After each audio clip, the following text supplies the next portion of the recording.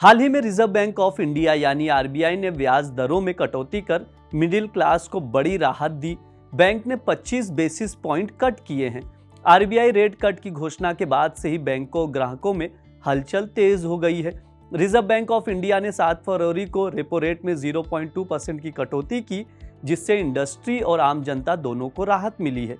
यह फैसला वित्तीय प्रणाली में लिक्विडिटी बढ़ाने और आर्थिक विकास को गति देने के लिए लिया गया है। ऐसे में सवाल ये उठता है कि आरबीआई रेपो रेट में कटौती से किन बैंकों को सबसे ज्यादा फायदा मिलेगा, लोन और डिपॉजिट रेट्स पर क्या असर पड़ेगा, कैसे निवेशक और लोन लेने वाले इसका फायदा उठा सकते हैं, सब कुछ बताएंगे, विस्तार से समझाएंगे। नमस्ते, मेरा नाम ब्रिज द्विवेदी है। आप देख रहे हैं दैनिक जागरण का बिजनेस शो मेरा पैसा।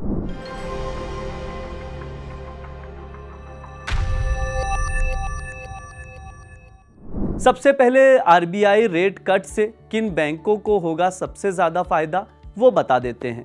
Fixed rate loan bank. इस कटौती से सबसे ज्यादा लाभ उन्हीं बैंकों को मिलेगा जिनका फिक्स्ड रेट लोन एक्सपोजर ऊंचा है या जिनका लोन टू डिपॉजिट रेशियो यानी एलडीआर अधिक है, यानी ऐसे बैंक जिनका बड़ा हिस्सा फिक्स्ड रेट लोन में निवेशित है, वे इस दर कटौती से सबसे ज्यादा फायदा उठाएंगे। दरें घटने के बाद से ये बैंक कम लागत पर रीफाइनेंस कर पाएंगे, जिससे उनकी लाभप्रदता में बढ़ोतरी होगी। बैंकों की बात करें तो बंधन बैंक, जिसका 77% फिक्स रेट लोन है। एयू स्मॉल फाइनेंस की बात करें तो 70% फिक्स रेट लोन है। आईडीएफसी फर्स्ट बैंक की बात करें तो 61% फिक्स्ड रेट लोन है। वहीं इंडियन बैंक की बात करें तो 50% फिक्स रेट लोन है। दूसरा पॉइंट, उच्च एलडीआर वाले बैंक। जिन बैंकों का लोन टू डिपॉजिट रेशियो अधिक है, वे आमतौर पर बाहर से उधारी लेते हैं। आरबीआई रेट कट से इनकी उधारी लागत कम होगी और मुनाफा बढ़ेगा। HDFC bank 98% LDR. ऐसे बैंक जिनके पास पहले से ही मजबूत लिक्विडिटी है, उनके लिए ये एक गोल्डन चांस है। वे अब कम लागत पर कर्ज वितरित कर सकते हैं और अपने ग्राहकों की संख्या बढ़ा सकते हैं। इनमें एसबीआई और इंडियन बैंक का नाम प्रमुखता से आगे है। ग्राहकों को क्या फायदा मिलेगा वो जान लीजिए। ब्याज दरों में कमी के चलते होम लोन, ऑटो लोन और पर्सनल लोन सस्ते होंगे। इससे नए लोन लेने वालों को राहत मिलेगी, जबकि मौजूदा उधारकर्ताओं को भी ईएमआई पर बचत होगी। Important point, RBI rate cut से होम लोन पर क्या असर पड़ेगा। दरें घटने से होम लोन सस्ता होगा, जिससे नई खरीदारी में तेजी आएगी और मौजूदा ग्राहकों को भी फायदा मिलेगा। दूसरा पॉइंट, कौन से बैंकों को इस कटौती से सबसे ज्यादा फायदा होगा। वे बैंक जिनका फिक्स रेट लोन एक्सपोजर और लोन टू डिपॉजिट रेशियो अधिक है, वो बैंक सबसे ज्यादा लाभान्वित होंगे। तीसरा पॉइंट, क्या ये RBI rate cut stock market को प्रभावित करेगी।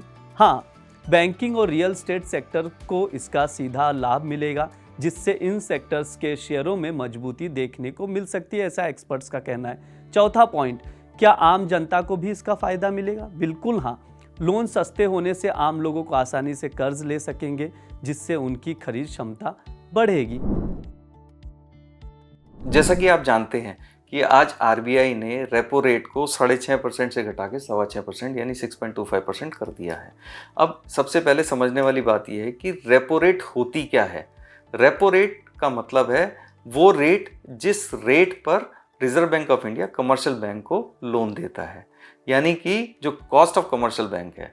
अब यानी ये जो रेपो रेट है जो 25 बेसिस पॉइंट घटी है, 25 बेसिस पॉइंट घटने का मतलब ये हो गया कि जो कॉस्ट ऑफ डिपॉजिट है वो कमर्शियल बैंक की कम हो गई है। उसका सीधा सीधा असर किस पे पड़ेगा, आपकी होम लोन की ईएमआई पे पड़ेगा, आपकी व्हीकल लोन की ईएमआई पे पड़ेगा, आपके पर्सनल लोन की ईएमआई पे पड़ेगा। अब ये किया क्यों गया है, इसको करने का सबसे बड़ा रीज़न था कि इकोनॉमिक ग्रोथ जो बजट में भी और इकोनॉमिक सर्वे में भी प्रोजेक्ट की गई थी 2025-26 के अंदर, इकोनॉमिक ग्रोथ करीब 6.7% की प्रोजेक्ट की गई है। अब उस इकोनॉमिक ग्रोथ के लिए आपको डिस्पोजेबल इनकम भी चाहिए, आपको कुछ पैसा जो ये आपकी ईएमआई को घटा सके, यानी जब पैसा घटेगा तो उसको आप मार्केट में खर्च भी कर सकेंगे। तो इसलिए ये इस तरह का डिसीज़न लिया गया है। और मैं आपको बता दूं कि जो रेपो रेट है लास्ट कब घटी थी, ये घटी थी 2020 के अंदर, यानी कि सीधे 5 साल बाद रेपो रेट घट रही है। अदरवाइज इस बीच में 2020 से लेकर 2024 तक रेपो रेट लगातार बढ़ी है। अब दूसरा सवाल ये उठता है कि बेसिस पॉइंट होते क्या हैं। बेसिस पॉइंट का मतलब है, 1 बेसिस पॉइंट का मतलब 1% का 1/100 हिस्सा, यानी कि अगर 1 बेसिस पॉइंट घटता है इसका मतलब 0.01% का रेपो रेट का चेंज आ रहा है। तो 25 बेसिस पॉइंट का मतलब है 0.25% रेट ऑफ इंटरेस्ट में कटौती हो रही है।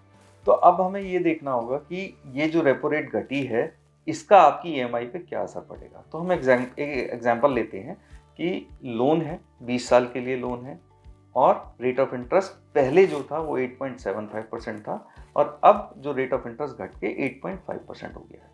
तो अगर हम 10 साल का आपका अगर 10 लाख रुपए का अगर आपका लोन है तो पहले आपको 8.75% ये पे करीब 8,837 रुपये की ईएमआई देनी पड़ती थी, जो कि अब घटे हुए रेट ऑफ इंटरेस्ट पे ये 8,678 रुपये ईएमआई हो जाएगी।